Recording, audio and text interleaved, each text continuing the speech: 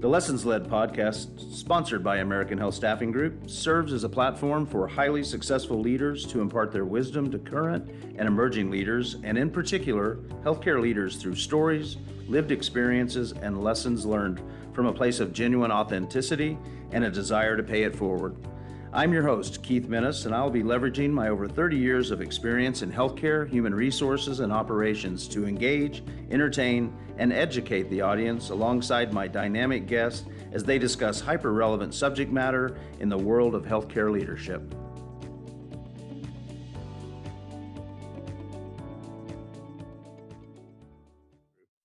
I'm excited this episode to introduce our guest, Brittni McGill, MSN, RN, CCRN.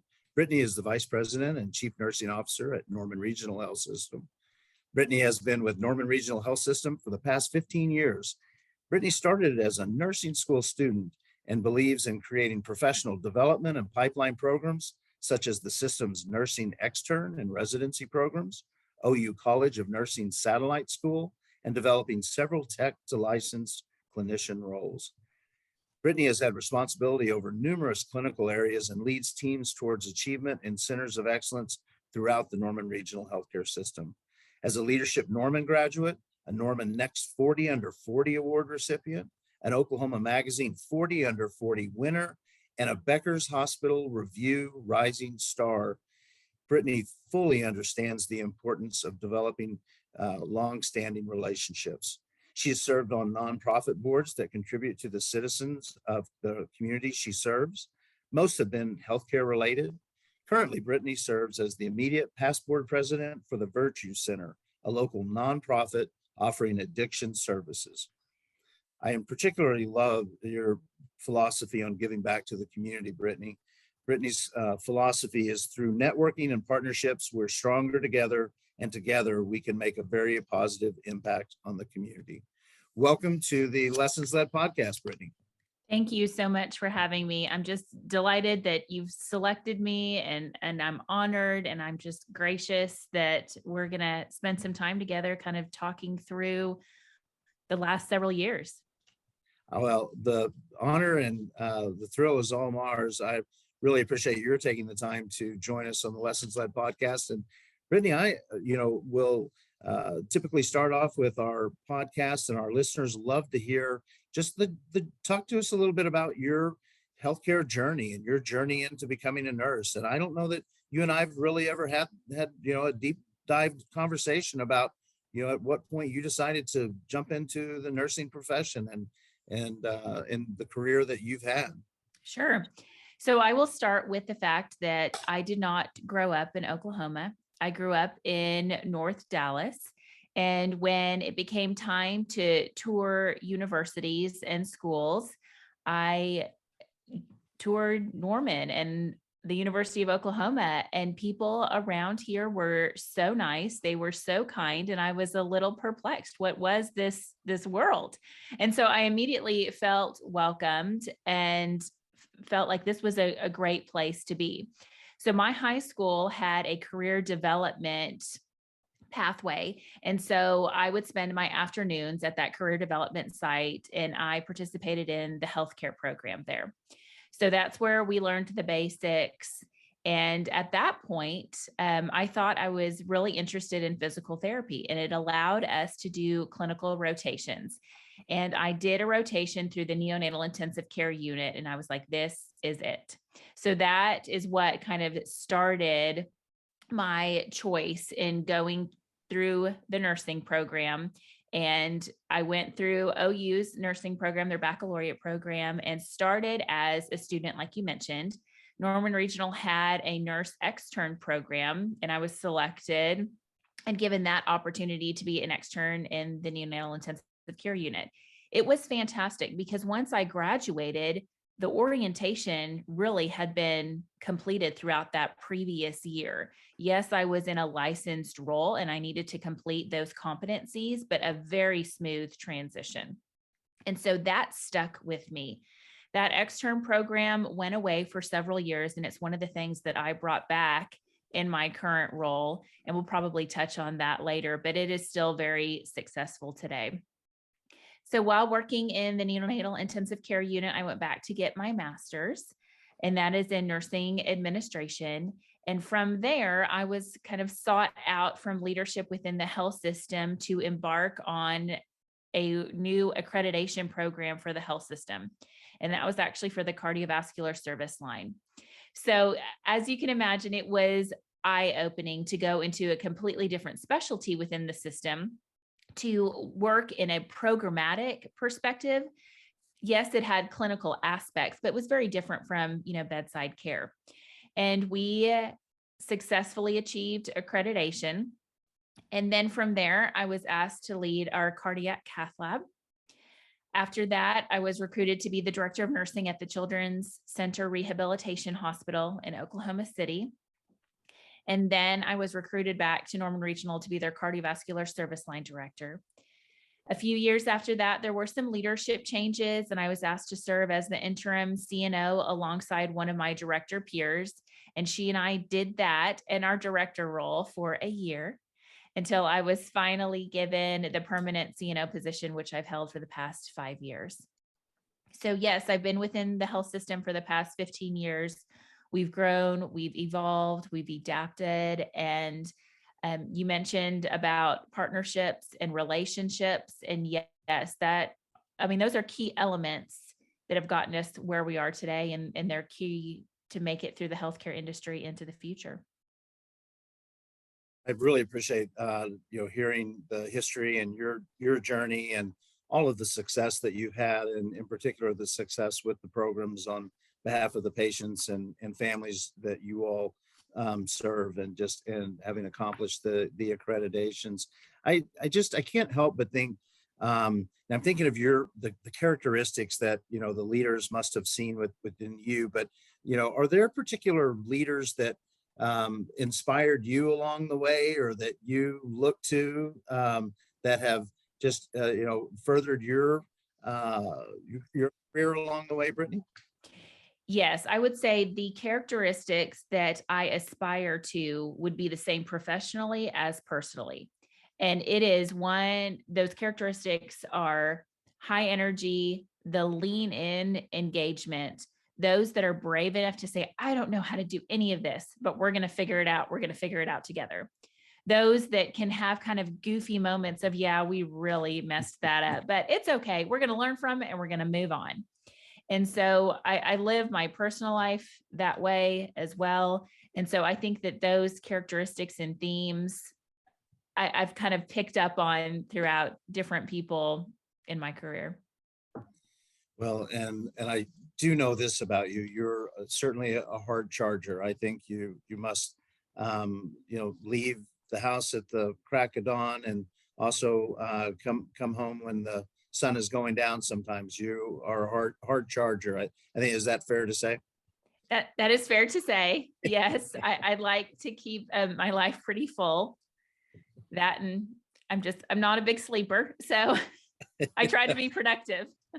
Well, I'm glad to hear, though, that you take time out to take care of yourself, though, and also being able to not take yourself so seriously as well, and try some things, and leading teams through that, because it's a little bit of that, failing forward, and we do need to try some things and to get some of those certainly right.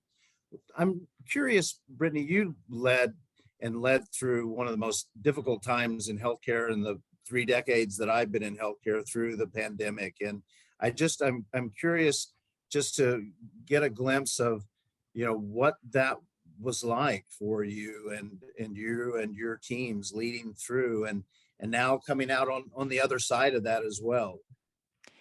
Sure. So it was extremely challenging. No one knew what to do. We quickly stood up an incident command. And in Oklahoma, our experience with incident command had mostly been weather related. Here comes another tornado. Let's set up incident command. And we have a process for that. But that same process wasn't plug and play to a pandemic. So we found ourselves many times sitting in a room with those large sticky notes put up on the wall. Okay, we have a problem. What are we going to do about it? We're going to assign that initiative and get back together. It was literally sun up to sundown working on how to do things. And I think I kind of coined the phrase through all of that, we're going to pivot. And I referenced that hysterical Friends episode with Ross and Rachel trying to get that silly couch up the stairs over and over again, because it was stressful enough. You needed to have a moment of pause where you could just take a breath and laugh. And I said, guys, we're going to pivot. We're going to pivot. We're going to pivot. And so that's what we did. I will say that even in the most tense of times when energy would be so high that I found myself saying, guys, we're just going to have to do it. You're going to have to trust me, and we're just going to have to do that. Lots of societies and organizations came out with recommendations and best practices. And then what we found is that they were contradicting one another. And so we had to kind of level set and say, what are we going to follow?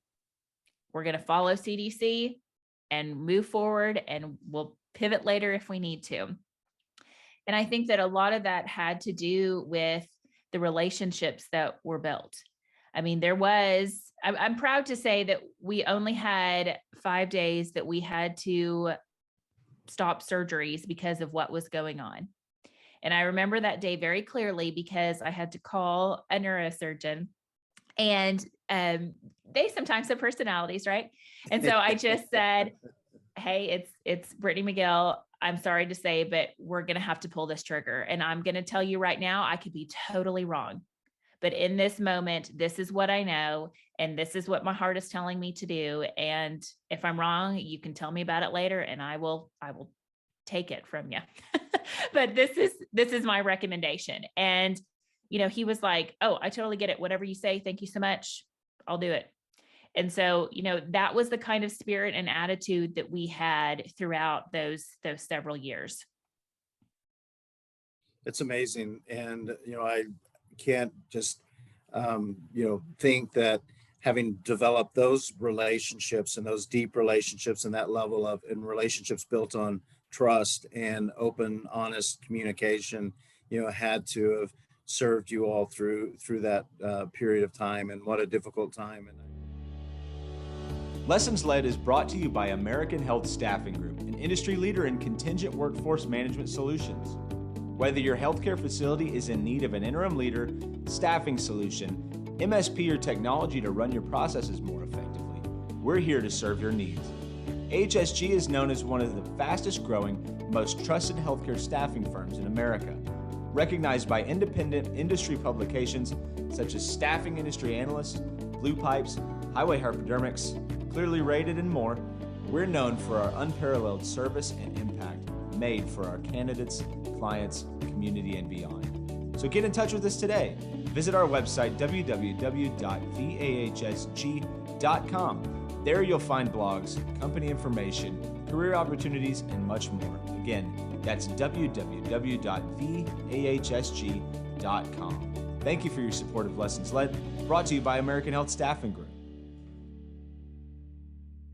I know that we're still living through the aftermath of this. It's not over, and I'm curious, as folks have talked about the great reflection and great resignation and the pandemic, and now in post-pandemic, we like to, from a debriefing perspective, we like to get beyond the crisis, but the crisis hasn't ended, and it certainly hasn't ended in the area of staffing and the challenges and headwinds we're facing. So talk to me a little bit about this post, so to speak, pandemic period that we're living in right now, Brittni.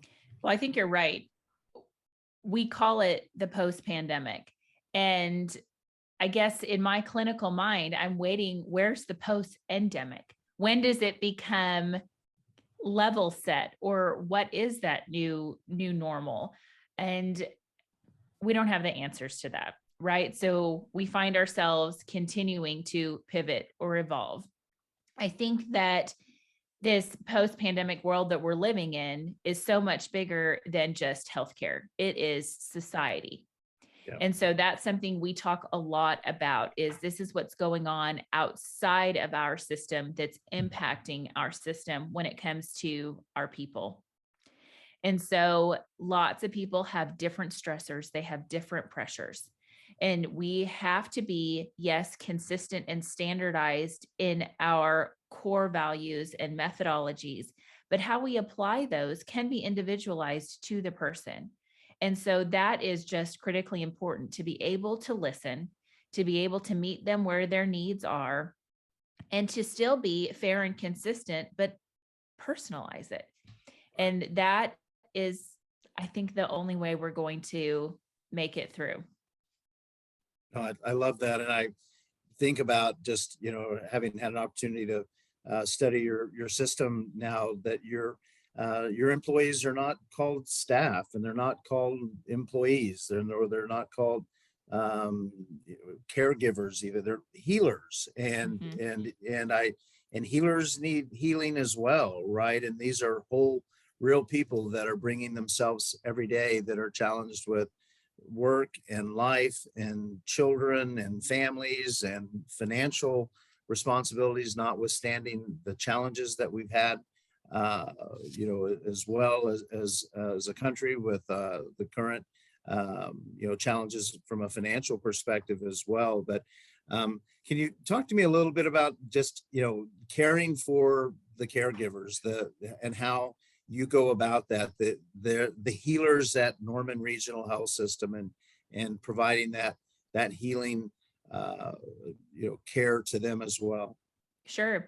So that term healer was coined from our president and CEO, who set the tone that it's just that no matter what your role is within this healthcare system, even though you may not have a direct connection to those patients, we are there to heal them. Our work is meaningful, and it is connected to that healing process. And so how do we keep our team engaged and committed to that cause? It takes a village, and it takes lots of different initiatives. You can have an entire menu of service offerings, and people may pick and choose the ones that they want for that day. And the next day they may pick and choose, something else. And that's okay. So we currently have a wellness team that we've put together throughout the health system, because we have and have had and are adding to lots of different offerings, but we're trying to pull it together and package it so that there is a one-stop shop for all those offerings. I think that, the world is challenging enough, and we, even outside of our careers, are pulled in different directions. Therefore, the support that we need is going to change. And so we want to be able to have just more than one program to offer the needs of our healers. That's outstanding. And I love hearing that. And really, again, having that, one-stop shop, and, it's not a one size fits all. And our employees, your healers, come to us with a multitude of challenges and life events they're working through, and they need our support. It's not 8 to 5 and it just turns on and turns off. Mm-hmm. As you talk about, programs, one of the things I've been most impressed with you, Brittni, is the work that you've been doing, intentional work in developing, programs to begin to address, really from a grow your own strategy perspective, and partnerships you've developed with the University of Oklahoma Health Sciences Center, and with other, healthcare systems, as well as academic institutions. Can you talk to me a little bit about just some of the, your philosophy behind this, and what's driving that, and some of the programs that you've been successful with developing? Sure, I would love to. So when the pandemic hit, a lot of the schools shut down their clinical rotations. And it was, sorry, students, we're going to try to protect you, and therefore we cannot offer these hands-on clinical experiences for you. Well, what we saw on the other end of that as the healthcare entity were students that were not ready to practice upon graduation. There was a major education deficit. So we had kind of a roundtable discussion with all of those schools to say, okay, you have challenges and so do we, and we each have barriers. How can we come together and make something that removes those barriers for both sides? So if you think about the pre-pandemic world, the academic section and the healthcare section were very separated and siloed, doing their own thing. And there wasn't a whole lot of integration or crossover. And so if there were a blessing throughout all of this pandemic experience, it would be that we have been able to create these partnerships. So let me give you a specific example of that. The Oklahoma Board of Nursing allowed a waiver to occur during the pandemic in an effort to extend the staffing opportunities for healthcare entities.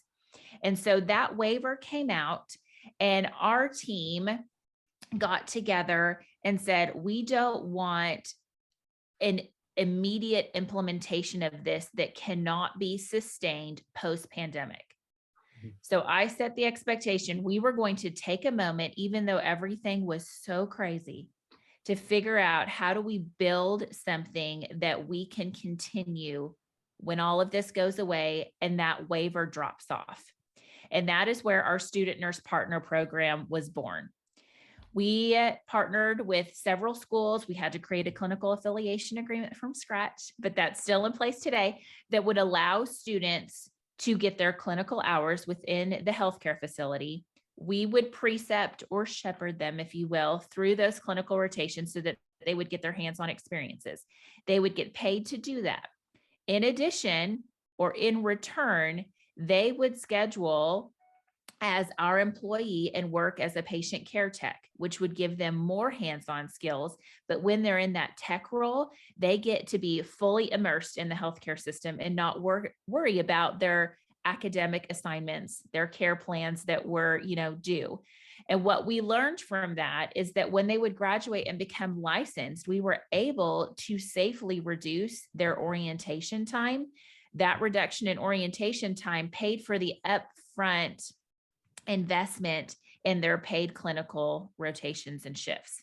And so, as you might imagine, the schools found out about this, and we found ourselves just executing agreement after agreement. I will tell you that the evaluations and the scores and the feedback from the students is incredible. And we've been able to retain several of those individuals because it was kind of like a year-long interview. We gave them the opportunity to go to different areas. And so during that time, there was matching happening between the student and the unit. It gave the units something to kind of compete over. So that was fun. We had some good positive energy through that process as well. And it is what's most important to me, sustainable post-pandemic. And so that's just, one of the pipeline examples that we've been able to create through partnerships. Amazing. I was making several notes here, and it just really what you laid out, truly a masterclass in this new workforce development partnership with academic healthcare systems, with workforce divisions of the state, because they're also looking to address this as well, and we're looking to them. But the partnership in this kind of trifecta that you pulled together with the partnerships, but the vision you had to not only develop this through the pandemic, so not just a crisis, implementation program, but really you built sustainability and are continuing that to this day. I can't, tell you how impressed I am with that. And I need to say, yes, I set the vision and I set the structure. We have an amazing team that, fires on all cylinders and executed, all of the details to do this. And so I want to make sure that I've, give credit to them.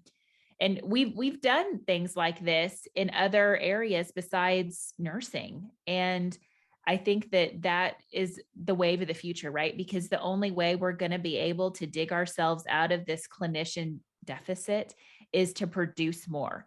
And this is one way you could go about doing that.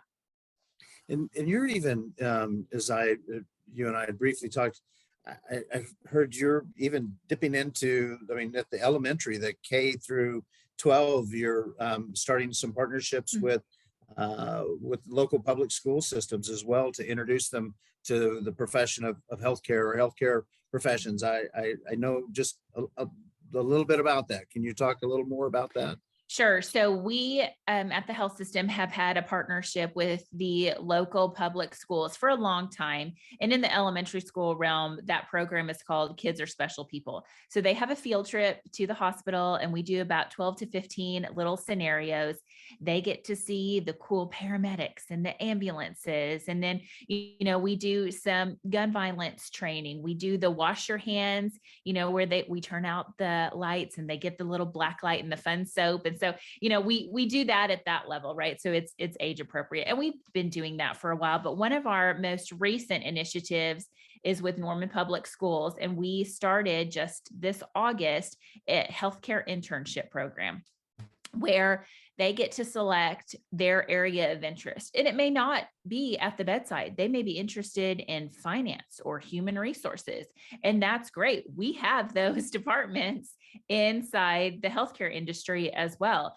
And so we allow them to kind of pick and choose, and it may result in, that's really not what I thought. Great. Let's identify it before you go paying for these expensive college courses, thinking that that is the major you're interested in. And so that has gone very, very well. It is not a time burden on our team at all. And what we have found is that those team members actually enjoy teaching and getting to share about themselves and what they do. And it's also heartwarming, right? To be able to influence the future workforce. So that's been great. Our partnership with the OU College of Nursing and that satellite program is another example of some great successes. So the OU College of Nursing Dean, Dr. Julie Hoff, called me one day and, just shared some of the barriers that they had on their side.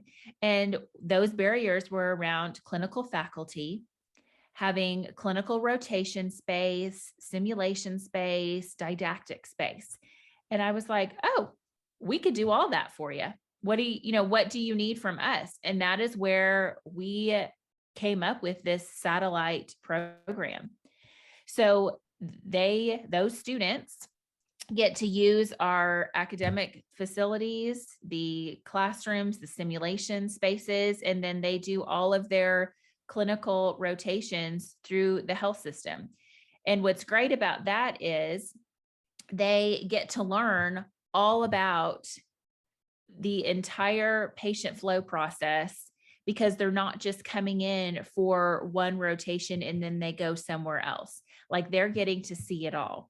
We are a non-for-profit. We're also a public trust, and we do a ton of community work. And in the baccalaureate program of the nursing school, there is a course on community healthcare. And so we already had several community offerings so that we met that need for them as well. There was the opportunity to share with the school some of the things that we were seeing in our patients so that they could update their material that they were teaching their students. And so we've been collaborating on that curriculum, which has been beneficial for us. And it's also given our healers the opportunity to be clinical instructors and shepherd those students throughout their own organization. So we started that officially in August of this year. We've got 24 students, and it's interesting because the university is here in Norman. How many students don't want to drive to the city? They want to stay here in Norman. And so we filled that class within 6 weeks. Oh, wow. Yes. And so we've got future plans about how to expand that, how to potentially add another semester. And so you think about, oh gosh, okay, what are we going to do with all those students? Well, my stellar team got back together and figured out, hey, we are currently offering 12-hour clinical slots. Well, within those 12-hour clinical slots, You have 2 hours of pre-conference and 2 hours of post-conference. So why do we have a 12-hour slot when they're just on the units for 8? Well, maybe instead of offering 12, we offer 8. And then guess what? We added a whole nother slot to every single day. So we could open up way more slots for other schools and other students. And so we had to have that conversation about, we're going to get real student heavy, you guys, but everybody was like, hey, whatever we have to do to get ourselves out of this. And so it's been a lot of creativity, but people are seeing the investment. They're seeing the results. That comes to mind. I mean, it's inspirational and inspiring. And you have a program around Inspire that has to do with the community. Everything that you share is so much greater than being simply about Norman Regional Health System, right? It's about caring for the patients and families and the communities that you serve in Norman and well beyond Norman, throughout the state and beyond the state of Oklahoma as well. And but I want to just have you touch on a little bit. It's been fascinating to me to look at how progressive, how creative you all continue to be, but as it relates to being attentive to the community there with the Inspire program as well. You're addressing behavioral mental health services. You're addressing senior services as well, and really revolutionizing the healthcare system delivery model for the community of Norman. So that is something we've been passionate about for a long time, is how can you integrate yourselves into the community, whether it's through bricks and mortar or it's through programming. If you can take care of the community in a proactive way, it reduces the acute crisis of having to come, to the system. And so some of those examples, like you mentioned, is we're doing a joint venture with Oceans Healthcare to create a standalone behavioral health facility. We have a behavioral health unit today, and we know that it does not meet the needs of the community or the state for that matter.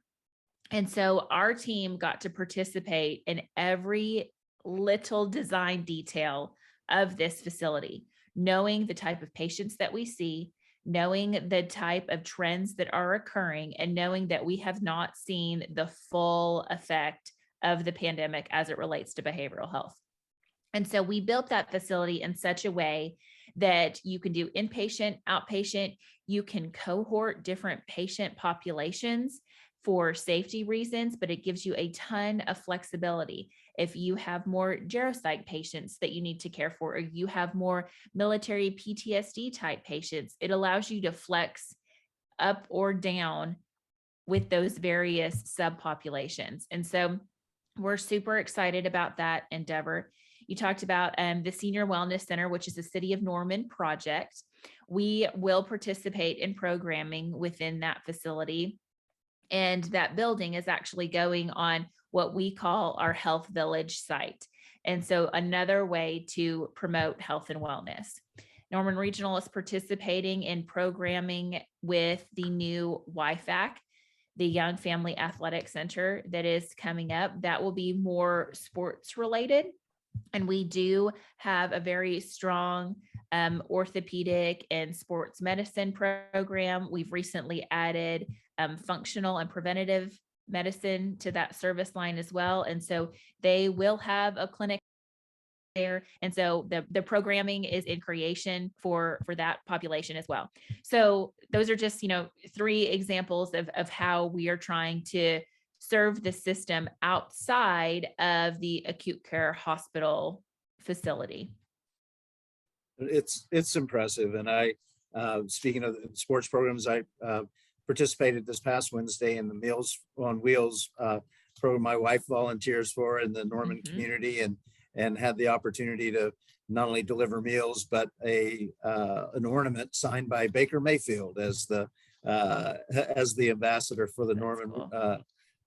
Meals on Wheels program. So again, that also sponsored by Norman Regional Health System. So we make those and we package those, and then we hand them off to the Meals on Wheels non-for-profit service, and they take it from there.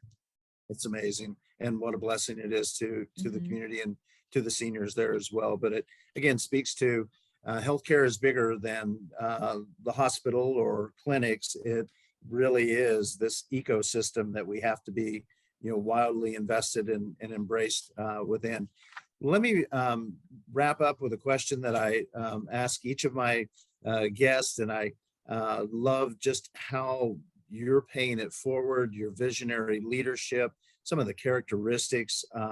But for those healthcare leaders out there, Brittni, and those emerging healthcare leaders, or those that are considering one of your programs and getting into healthcare, my mantra this year has become, healthcare needs you now more than ever.